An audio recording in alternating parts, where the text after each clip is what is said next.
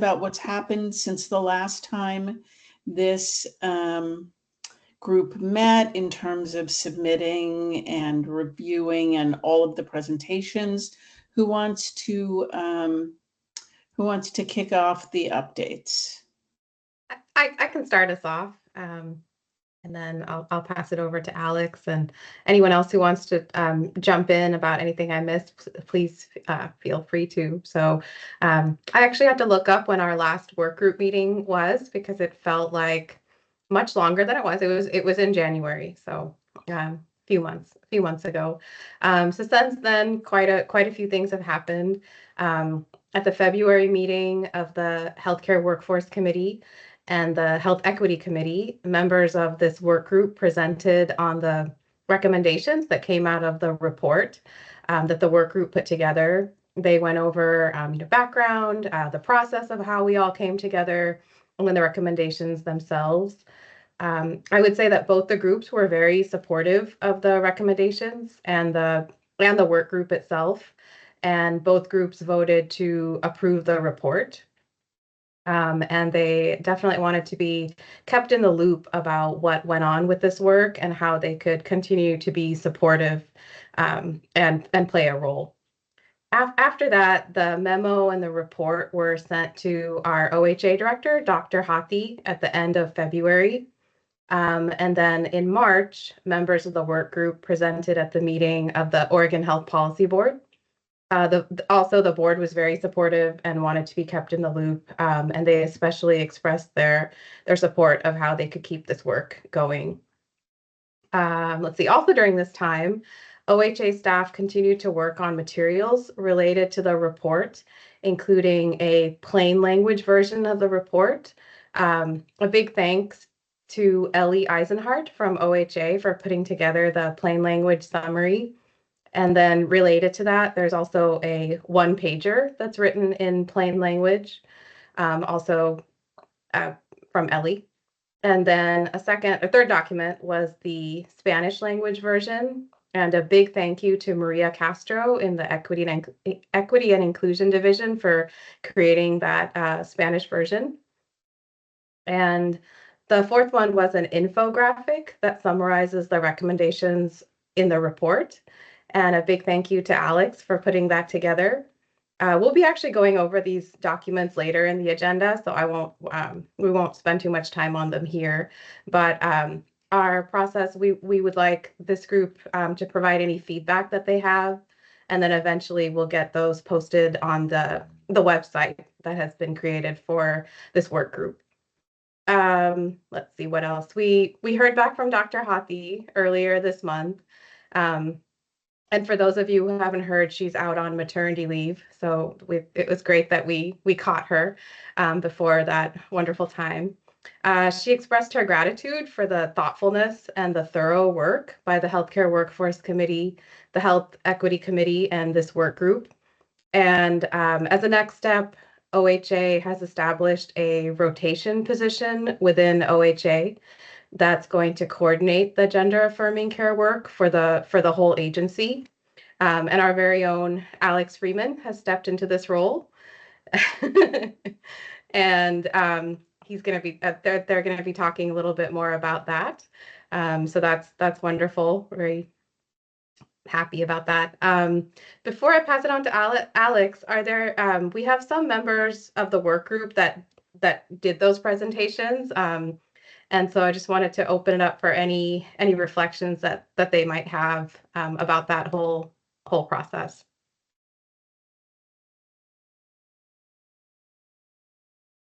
Julia? Thanks for that summary. The one thing I also just wanted to share a little bit more about was the response from OHPB. When we presented the report, there was a lot of support, as well as already some, it seemed, intention for OHPB to either take a lead on or somehow take under their purview the establishment of this advisory committee.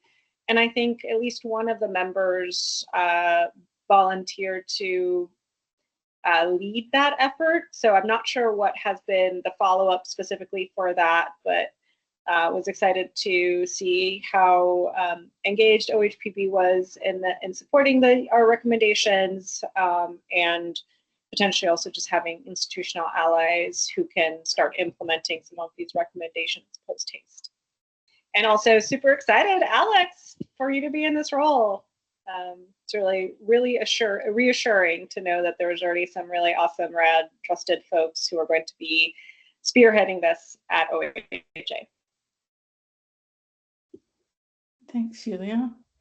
Other folks who were involved in the presentations have some reflections you'd be willing to share?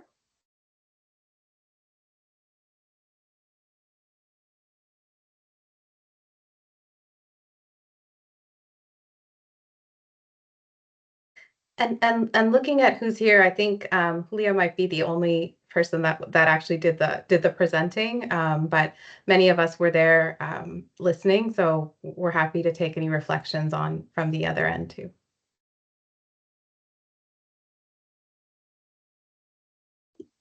Okay. Well, thank you for that, and it's so positive. Beck too was at the presentations. Thank you for that.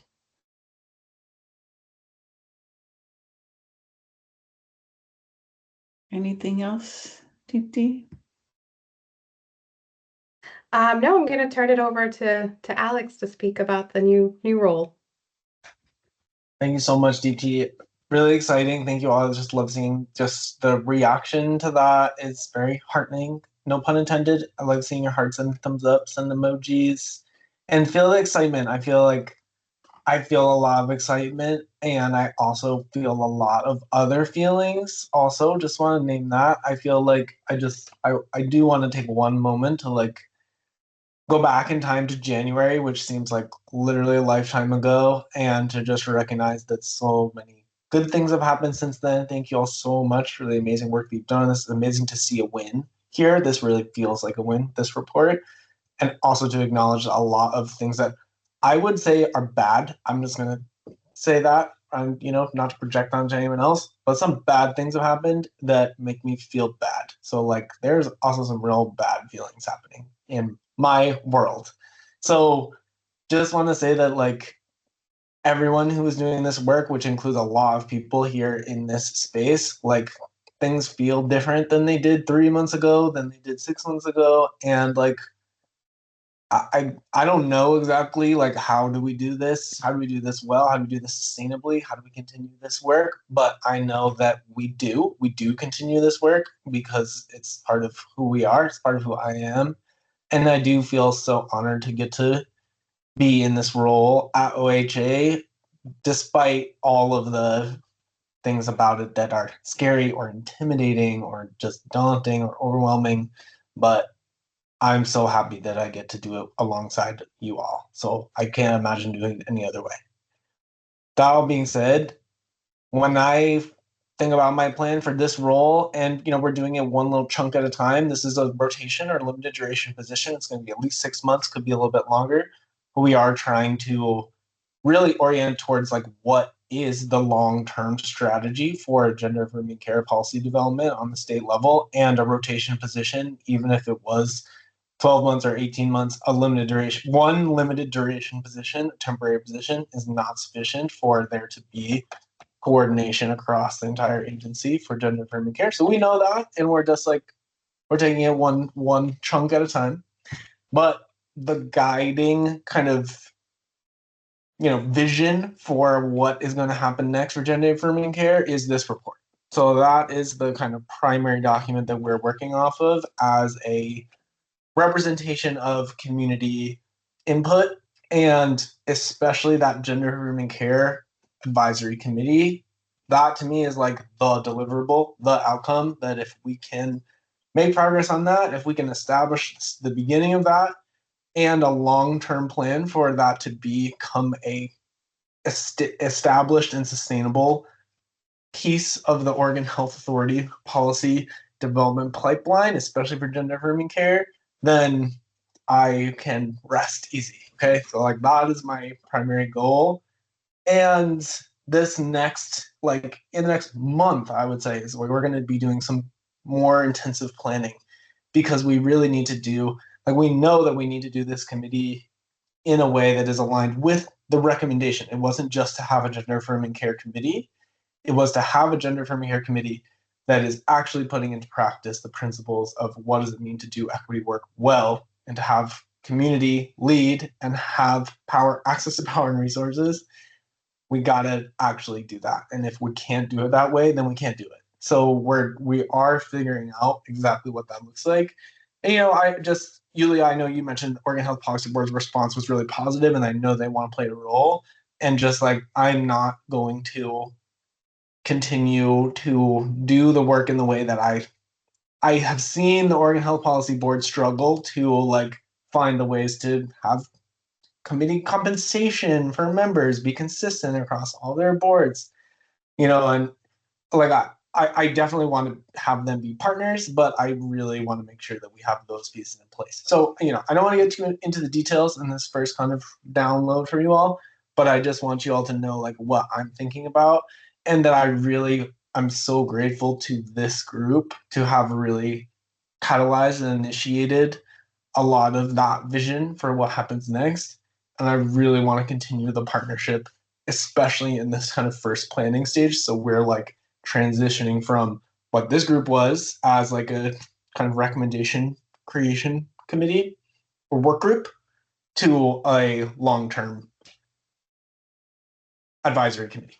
So that's where we are right now. That's how I see my role. That's my number one priority. And, a million other things are going to happen on the way to making that a reality. But here we go.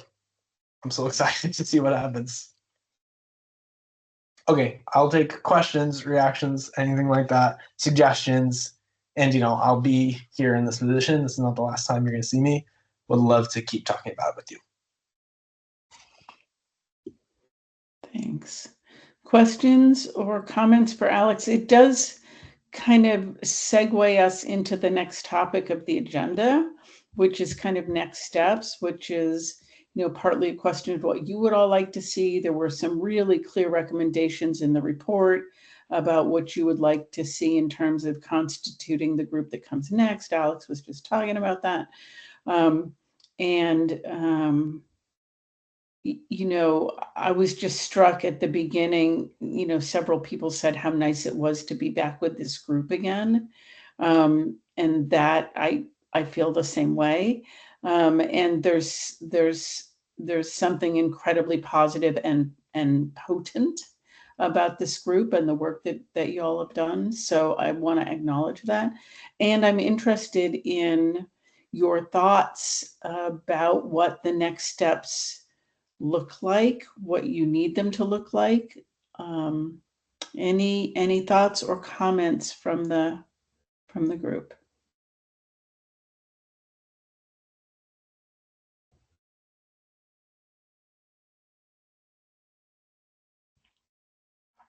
Yulia.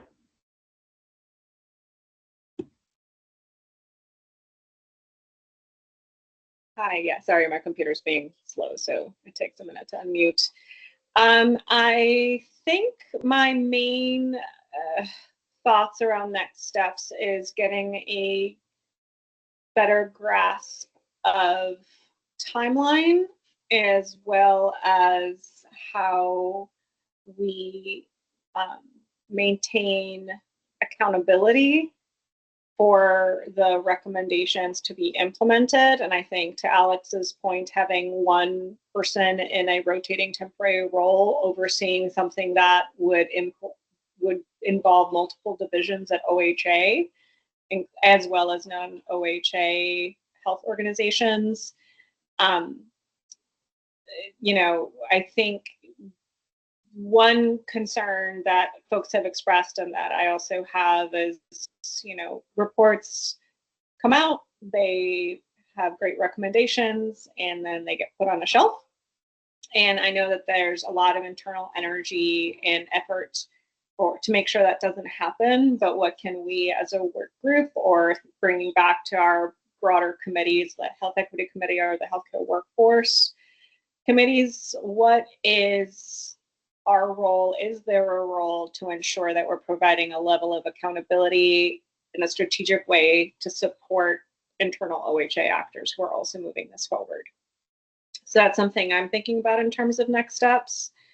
And to me, that includes things like having certain milestones or benchmarks, having clarity on some SMARTY goals around how are these being implemented, what resources are needed, what barriers are in place. So the kind of nitty gritty of implementation. So that's one thing that I'm thinking about and wondering about the approach and other people's thoughts.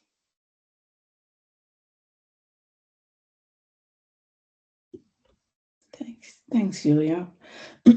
So some real kind of actionable goals with timelines and accountabilities, and being sure that the report just doesn't become shelf art, that it's actually enacted and alive. Yeah, thanks for that. Other thoughts from the group about what's next, what you want to see happen next?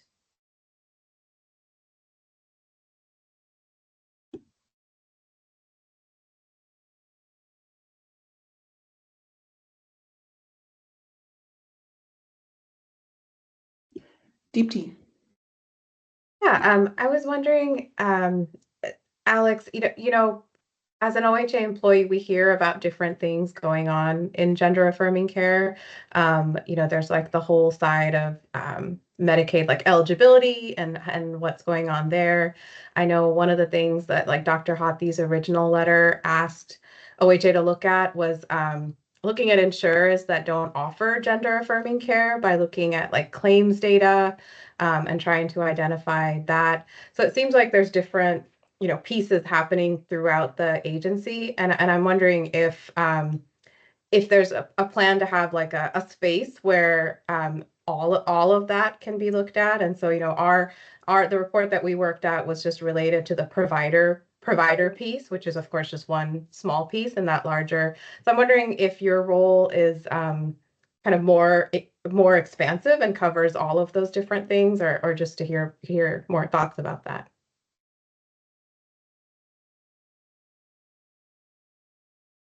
This is Alex. That's such a good question, DT. And before I start, I'm just thinking also, Danielle, I saw your hand come up, and just if you do want to talk, I want to prioritize you, but I will maybe say a couple things about that and then see if it comes back to you. The inspiration comes back. Okay. DP, I feel like I don't know at this point. I think that it's really a question of capacity. And if you just ask me, like, I think I also want to say that, like, this is a recorded meeting that is going to be publicly accessible. And so I do want to have some limitations to how much detail about strategy that we go into in this space. So I think if we want to have a conversation about more detailed strategy, let's definitely do that, but let's do it in a different way. So just acknowledging that, our security culture has changed to some degree.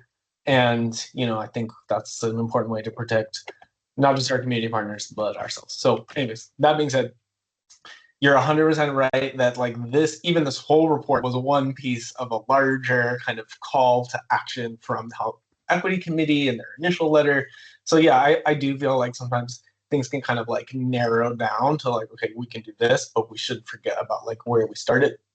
And I do think that, the work group acknowledged this too, that starting with the advisory, like a permanent advisory committee, is an important starting place, because I think even if we know what we need to do, like, first of all, hearing even the same thing from a community advisory group has a different impact and like generates a different level of response from the Oregon Health Authority, even if they heard the same thing from me.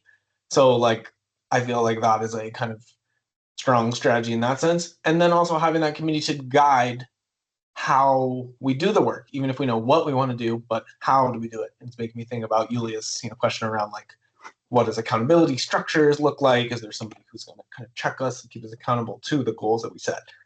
So I'm thinking about that too. But that's why I think just to start with the Gender Affirming Care Advisory Committee, to do that really well, it feels like, I wish we could do everything all at once, but if we do need to prioritize things, that making sure that we have that community voice well represented and integrated into our process, that seems like a great starting point. Danielle? Yeah, thank you. And thank you, Alex, for acknowledging my hand. I just experience Yulia as such a communication ninja that, they covered a lot of my thoughts. So I was like, and I can always say it in a different way too, and maybe it'll offer an insight. I really was resonating with. I'm looking at the infographic and thinking about the report and thinking like, how will we know? And with all of the current challenges, just before this meeting, I was reading Erin in the morning and feeling the weight of her news today. And I just, so for me, I can't tell. There's a little bit of both happening where I'm in that, Alex, the temporary position of gender affirming care at La Clinica that will end in September. And I am feeling the weight of that and the responsibility. It does feel, for just my perspective, it has felt very good to have this meeting and be connected to OHA and different professionals. I really mean it, that I appreciate you all. Any group I have, I was like, in January, I was going to end one of my community groups, and I said, let's just keep this going a little longer. So I'm thinking, that's important. So yeah, I don't know that I'm contributing anything new. I really like the idea of SMART goals, and the question that sort of swirls above my head is, how will we know that we are doing this? This beautiful pink graphic I'm looking at, like how will we know? And with all the uncertainty pending, how will we continue to do it? So I don't want to swirl in bad. So I'm going to say thank you for bringing me in and encouraging me to speak. Appreciate it. Thanks, Danielle. Yeah, and I think, that's one of the kind of questions hanging out there. Is do you want to figure out a way to meet again, or like there is kind of a through line here of the importance of this work, and of this group to be talking about and paying attention to the work kind of collectively. Yeah, thank you, Danielle. Other thoughts about what's next or next steps?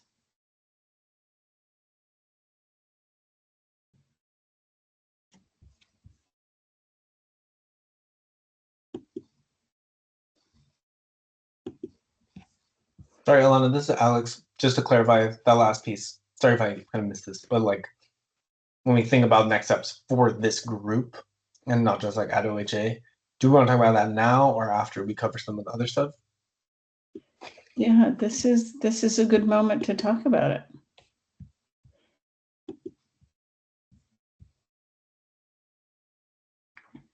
I mean, one of the questions I was wondering about, Alex, is if it would be helpful to you in your role to have a kitchen cabinet, a consultative group like this that's been meeting where people know each other. Like, is that something that would be useful to you? Or is that, not a comfortable question to ask at this point? You can. Yeah, this is Alex. Welcome anyone's kind of response to this, but definitely would be helpful to have input and accountability and advising, like not accountability in kind of punitive way, but accountability and just having advising, consultation, just again, checking our work as we go. I think I'm curious if this group feels like that is what they want to do next. I know that this group was specifically pulled together for a purpose of creating this report. That report is done. And so if we need a group that is similar or it has different, like adds some people who are not interested in that report generating process but are interested in something else. Or yeah, that, like I could see a lot of different ways at this. I don't feel like I've decided anything about what this group is interested in or like how this group could help serve in this new role, but I would like to know what the group is interested in. So maybe just to hear a little bit about that. And like I could see I also just want to ask Alana, Michael, and Cindy where you all are at, because that would be a different type of role for you all as well. And then also what members here could see for themselves, because yeah, I also just don't want to overtax this group, and which, like, again, we haven't set up equitable compensation for this group, so I just want to be sensitive to that, of how we are bringing in community voices. So those are some of the things that are on my mind. We'll love to hear anyone's thoughts, and we don't have to decide anything in this moment, but I do think that maybe having just like a next step might be a good way to compromise for now. Thanks, Alex. Thoughts from the work group members about continuing involvement or what you'd like to see happen next?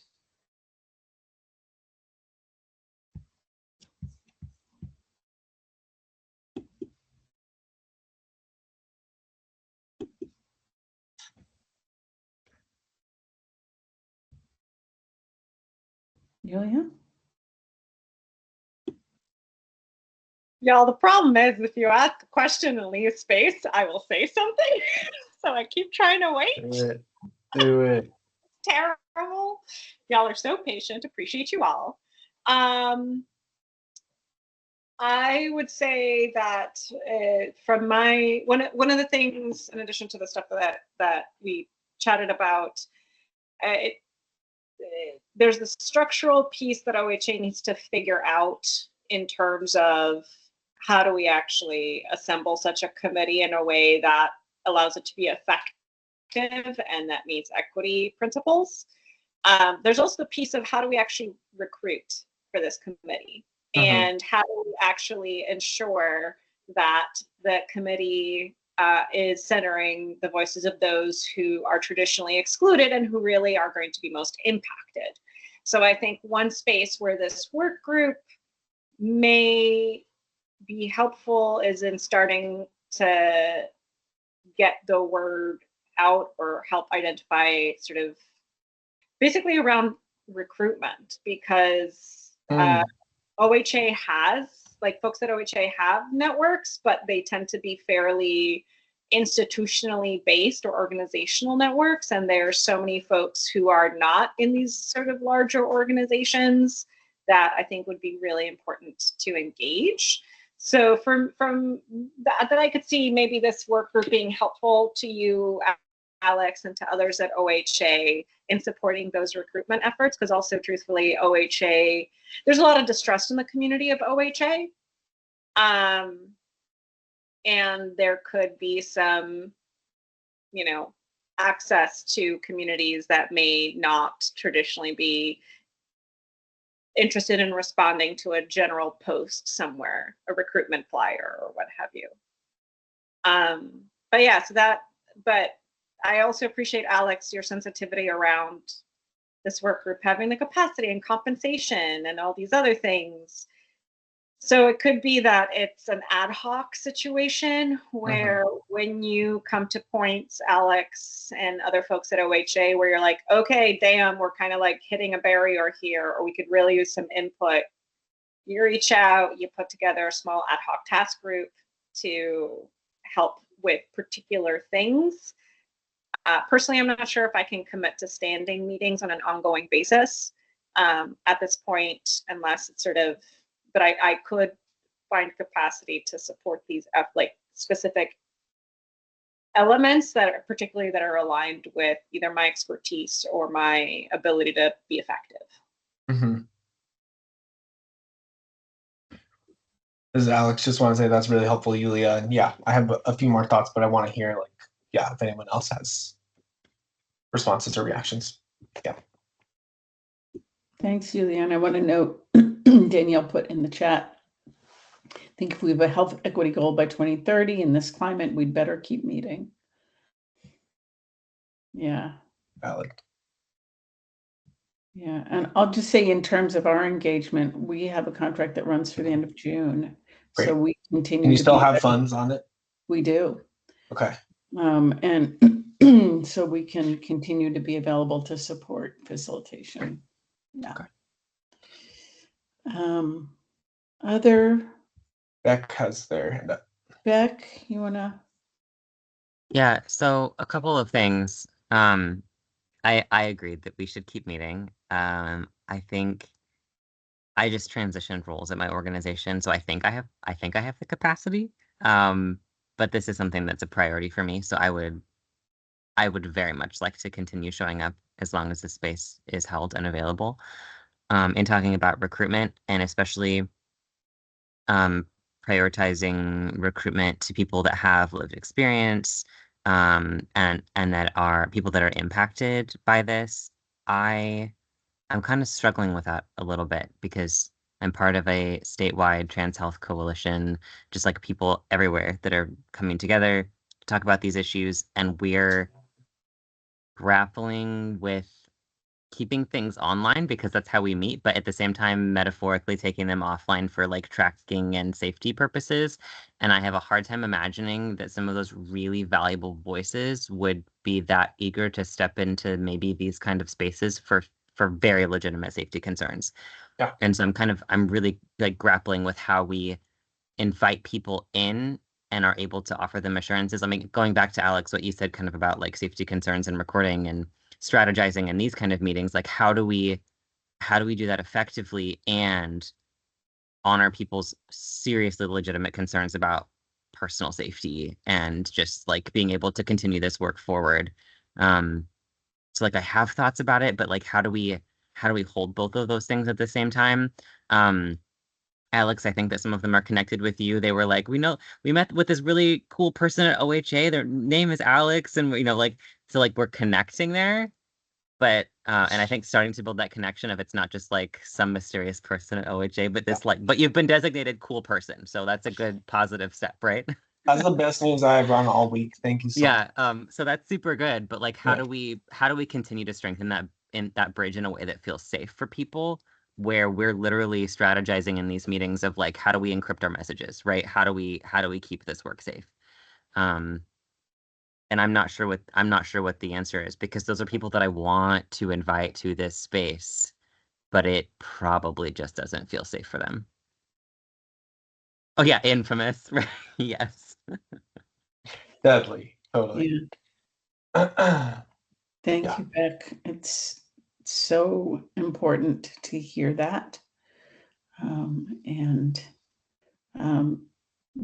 The group may want to explore if it's no longer an official work group, if the meetings still have to be recorded because the work group has actually done what it was set up to do. So there might be some inquiry in that space that might be useful to make. Yeah. Katrina. Yeah, one thing I just wanted to share that I saw demonstrated at a meeting a little while ago that may prove helpful for you all is they did introductions the way you all did, and we've done for the last few meetings where that is not recorded. And then everyone chose to turn off their camera, and everyone just had their first initial. And so like if it's recorded, that doesn't tell anyone anything. So you could do first initial and pronouns. And so just recognizing that I think community, if nothing else, the queer community is creative and resilient, and we're tired of being resilient at least, but that is nevertheless what we do. And so just recognizing that is a really cool option that I saw the other day. Thanks, Katrina. That is wonderful. And thank you for sharing that approach. Yeah. Other comments about what could be next? Looking for other hands. Haven't heard from Stephanie or Rebecca or Mackenzie. Anybody else want to make comments?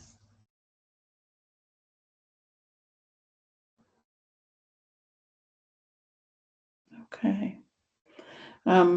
So I'm going to pass it back to Michael to do the reviewing and approving the documents. We have. Wait, let me say one more thing too. I wanted to hear from Sure, you. Alex. And I also see Oh, and I Mackenzie. see Mackenzie's hand. Let's do Yeah. Mackenzie and then me, and then we can. Okay, Mackenzie. Hello, this is Mackenzie. Sorry, I was very late on raising my hands there, but I just want to again echo the immense gratitude to Beck for raising this and for everyone chiming in about safety. It's something that was certainly been on my mind, something Alex and myself and others very involved in this work are talking about a lot. Especially as of late. And I think, you know, reflecting on what we are sharing of like their community is having these conversations and there are touch points with OHA, and not every conversation the state should be at. The state is not always the solution. The state does not always have to be doing all of the work, and in fact can do more harm. And so I think that's something I've been reflecting on a lot as we have these safety conversations. And also OHA has a responsibility as well to be very upfront and transparent about the potential risks that anyone engaging in this work has or could potentially face, to be able to, as best as possible, allow for informed consent. And that's an area that we need to do better at OHA. And I know that conversation is happening in various spaces about how we can what we can do to protect committee members and folks and staff members. I heard that conversation happening at the HEC the other week. And so, you know, many thanks to Alex and Maria and others who are involved in figuring that out. But anyway, I feel like I'm rambling a little bit, so I'll pause there. But just, again, I think if there's conversation that folks want to have, my door is always open. Because would love thought partnership and areas that you see that we could be doing better to support y'all and the community in doing this work. Thanks so much. Thanks, Mackenzie. Thanks for sharing that and naming how important it is to protect folks and the awareness that folks have of at this point needing that protection. Mm-hmm. Yeah, Alex, you want to wrap up this part of the conversation?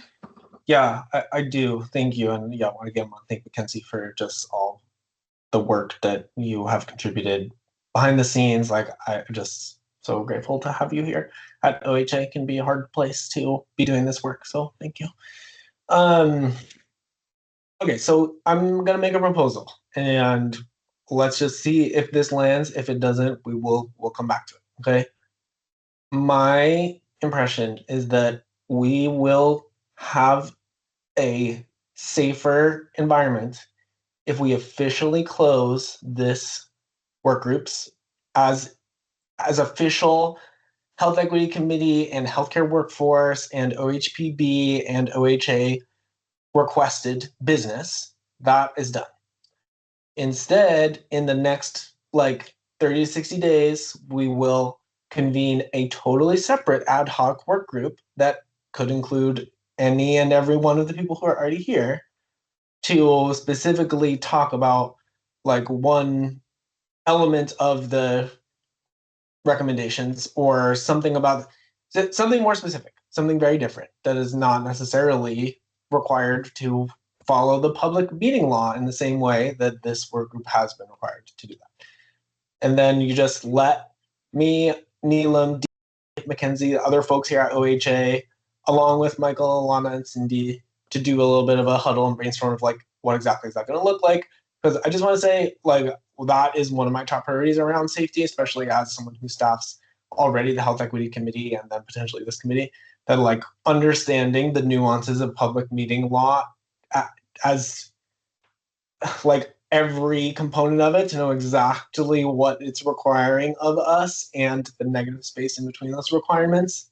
That is very important strategy for us right now. And again, something that I don't want to go into detail on, keep some cards close to our chest here as we figure out what exactly that might look like. But I definitely have some ideas of how we can kind of change our strategy a little bit. But I don't think that that's going to be possible with the current iteration of like the purpose of this group. So just we sunset this, and then we propose something different that this group of people would be absolutely invited to. That's going to help us. And that being said, I just want to like also connect it to what we were talking about of like the outcomes or deliverables. While we have Alana, Michael, and Cindy working with us, so grateful for your support on this through the end of June. My hope is that by the end of June, we have everything in place to start the recruitment for the Gender Affirming Care Advisory Committee. That's where we would be by then. We would like set up all the systems and infrastructure, know where the funding is, know who's doing what, and the contracting process and all of that. So like that's the kind of support that we would get from this group of people, would be like helping us get to that point. And some other people probably would come in to help us with that, but it seems like we would have some good support there. So that's what I would like to do next. Thank you, Alex. Yeah. So a proposal to wrap this up. This group has done what it was chartered to do. I see Yulia's thumb in approval. Beck's thumb in approval. Yulia says, I love closure. And it makes a lot of sense. And there's also a question in the chat about how OHA is generally addressing safety issues for marginalized staff. Other comments or questions about kind of wrapping up this phase or this version of this work group, since it's delivered what it was chartered to deliver, and maybe thinking about what a different phase or incarnation of this work might look like. You can use the reaction buttons, put something in the chat, or just come off mute and make a comment if you like.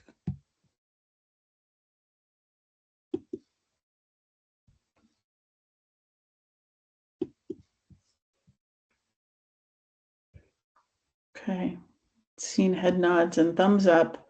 I'm going to move us to the other part of taking care of business in this meeting, which is the review and approve documents. I'm going to turn it over to Michael for that part, with the goal of getting your feedback and potentially your approval of the documents.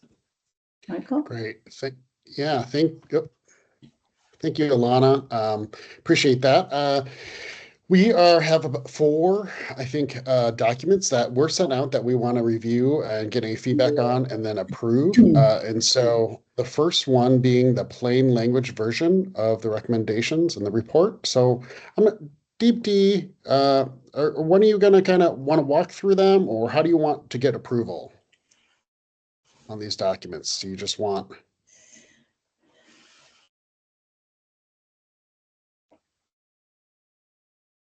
To be honest, I haven't thought much about that. Hopefully the committee or the work group had a chance to review the documents. Pretty much what the process that Ellie followed was to, take the report and to really try to boil it down into, plain language about what the report was trying to say, and eliminate a lot of jargon and abbreviations and things like that, so that if somebody were completely new to this work and were finding this report on our website, they could have a pretty good, thorough understanding of what's in there. So I don't think, we have about 25 minutes left. I don't know that we need to go through the report. But if anyone did have a chance to go through it, and if anyone had any comments, we'd certainly love to hear them. I guess the main thing is that we hope that the plain language version still captures the gist of what we were trying to say, and in converting it to plain language, we didn't lose any of the nuance and kind of the force behind some of the language. So that's most what I'm interested in hearing about. And in terms of the approval process, I don't think we need to, necessarily have like a formal vote or anything like that, quorum or anything like that is my understanding, but general approval. Okay, thank you for that. That's helpful. So, there are 4 things that we had. So there's the plain language summary, right, that you just spoke of. And then there's a condensed version of that plain language summary, which is a 1-pager. We have a Spanish version and then an infographic. So maybe let's just see if folks had time to review. Does anyone have any comments or reflections about either did it capture the plain language summary capture the intent of the recommendations or any other feedback you have?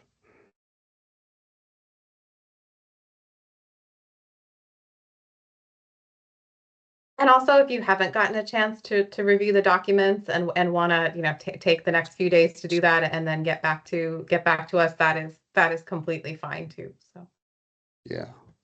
I was going to kind of create space if folks had time, and then depending on how it went, maybe suggest a process where we give people a few days and do an email kind of input if needed. Yulia? I know you were Yeah. patiently waiting. You were holding space for others. Yeah, I know. Yeah. I first of all just shout out. I think they are awesome. I really appreciate the immense amount of work that went into preparing these and making it accessible to folks across our communities. Love the infographic, love the plain language summaries. I think they're looking great. I had a chance to not do a deep read, but sort of go over it. I think the one thing that I think is missing, unless I missed it, is a definition of what we mean by gender affirming care. I think this caused a little bit of confusion, even when we were presenting it, and we talked about this in the work group, where we're talking, there's 2 levels, there's sort of 2 ways of conceptualizing gender affirming care, and we kind of use those interchangeably throughout the report. So I think if it be possible to add a brief definition of what we actually mean by gender affirming care and alert readers to the fact that we may be using these sort of 2 levels of care of JAC interchangeably, that would help with increasing its accessibility. And if I missed that in there, because again, I did a quick review, please let me know. Thank you for that feedback.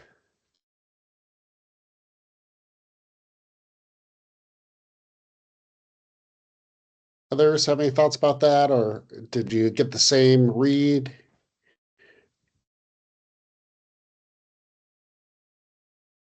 It's okay to say you didn't have time either. I know the materials were not, we didn't necessarily give you a ton of time. All right. All right. How about this? Let's try this. Use a thumbs up reaction if you would like more time outside of this meeting to review the plain language summaries and documents. Just so we have a sense of how many people. Okay, see some thumbs up. Some thumbs up. Okay. Okay. I really want to say I only had time to read the infographic and I love it. I love that we have that tool. It helps me to explain to people. And yes, I did not read the report. Yeah. So in its final plain format. So that more time would be great. Yep, that is all okay. And I hear from DP that there's not like a huge deadline pushing us. So we did so much work, and I think we've been really intentional about our process along this committee. So let's not stop at the end here. So let's create some more space and time for people to review. And so, DP, I don't know, is there a time frame in which you would like people to maybe send you email feedback if they have any? And just their general, like, sound looks good, ready to go? Would a week be enough time to get people's feedback? Okay, I see some nods. Okay. Okay, so let's give everyone another week. And by then, please send Deepti any other comments, recommendations you have. Or it sounds like, there is one kind of on the table right now, which is around being clear about definition of gender affirming care. And then you got some feedback that the infographic was great. So if others can chime in, and we can move that work forward. Sound good? Okay. So we won't work at finalizing them today, which I think that means we move on to appreciations. Is that correct, Alana? Yep. Okay. Do you have a specific task you want to run for that? I think Neelam was Okay. gonna had some words to offer. Yeah, I just wanted to express my extreme gratitude to you all. I know that we started meeting in October with a charge from our OHA director, Dr. Hathi, to develop preliminary recommendations, and we had a really short timeline to do it. And I recall the first meeting, we were wondering how were we going to get this done, and I know all of you put in so much of your valuable time and energy and effort into this work, supported by our amazing facilitators, Michael, Alana, and Cindy, without whom we would have not been able to get this done. And, just, yeah, again, I can't, begin to express the gratitude I have for all of you who have contributed, just so much of your heart, passion, and expertise. And so grateful. I dropped in the chat earlier. I hope you saw a link to where the report lives on the Healthcare Workforce Committee's website. And, just again, so much gratitude and gratefulness, which was expressed by the Healthcare Workforce Committee members, who many of whom were not very involved with this work, but were incredibly impressed, and as well as the Health Equity Committee. The originating point for advocating for this to be done, and then for the Oregon Health Policy Board presentations. And I just, again, reflect on a comment that was made about what a wonderful collaboration opportunity this was between the Healthcare Workforce Committee and Health Equity Committee. And then also, I know we had a few members from a behavioral health workforce group that was started under House Bill 2235. And so I hope this is the official closeout of our work group, as we discussed earlier. And just want to open it up in case anyone else would like to say any final remarks.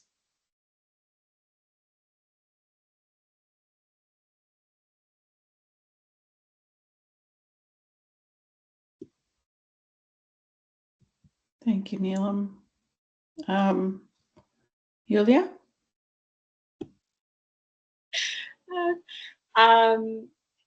Just gonna again wanted to express so much appreciation and gratitude for all the heavy lifting. Like, I'm here and I joined meetings, I occasionally added some comments to things, but so much of the work was done by all of y'all. Getting the report drafted, coming up with all the things, making sure that everything got scheduled. And I understand how much work and dedication and passion goes into that. So I just want to deeply, deeply appreciate everybody, all the consulting folks and all the OHA staff who really moved this forward in such a fast timeline, and in such a wonderful way. So thank you so much. I kept feeling that I was not expressing it consistently enough in all the different settings. So I wanted to make sure I said it now. So thank you. Thanks, Julia. And Danielle put into the chat the what you use when you present. which is another slide, I think, where the discussion in the chat is about the gender affirming care definition. So that's a piece to add, and that can be captured. Thank you for sharing that, Danielle. Yeah, I want to echo Yulia's gratitude and Neelam's gratitude for this group, just the incredible commitment and thoughtfulness, and moving fast to, convene the group, and you all for showing up for all the meetings, and really appreciating that, you're willing to meet and have these conversations and move this work forward by showing up with your brains and your attention and your commitment. So specifically want to call out Neelam and Deepti and Alex for you all helping us to shape the work and shape the agendas, and also just deep appreciation, Alex, for the role that you are stepping into, continuing to support and lead the work. Yeah, really, really appreciate what you're doing. Any other comments in terms of appreciations?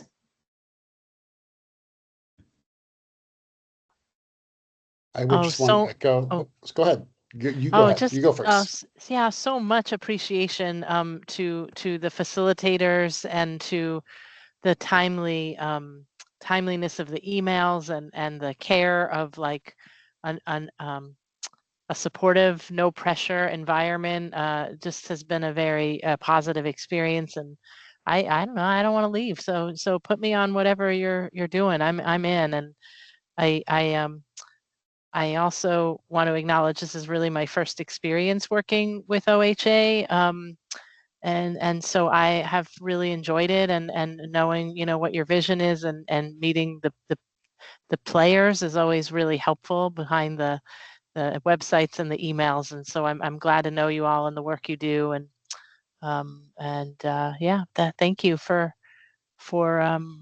everything, really, for this work and staying committed in this. I hate the word unprecedented. I'm not going to say it, but you know what I mean. Okay, that's it. I'm done with that word. in this time of our humanity, sea of humanity. Thank you. And I just wanted to echo all the appreciations for everyone and all the roles, and also just name that I think I really appreciate that everyone here contributed to making this space different than other work groups I've seen. And it is special. And the fact that folks don't want it to end says something. And it's not the norm. And so thanks to everyone who helped either create space for it to be different, for allowing us to do this differently, for everyone who showed up and participated and put their trust in this process and the group. Thank you all. It has been really amazing to be a part of it. So.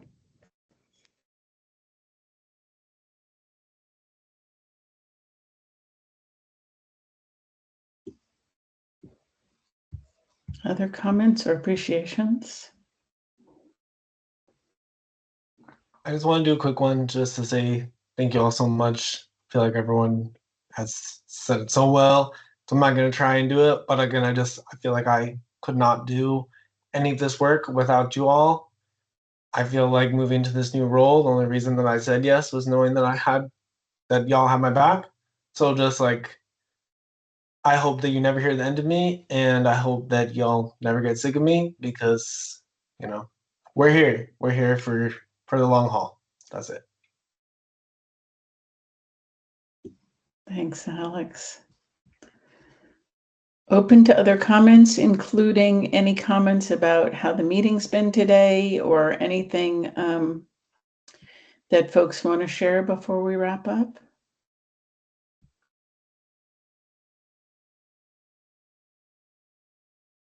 Amazing recipes for dog biscuits. Anything else anybody wants to share? Okay. Well, thank you all. Reminder, you have another week to get feedback to Deepti about the the materials, and really looking forward to finding out what's next. And congratulations and thank you again to Alex on your new role. Thank you, everybody. Be well. Take care. Bye-bye.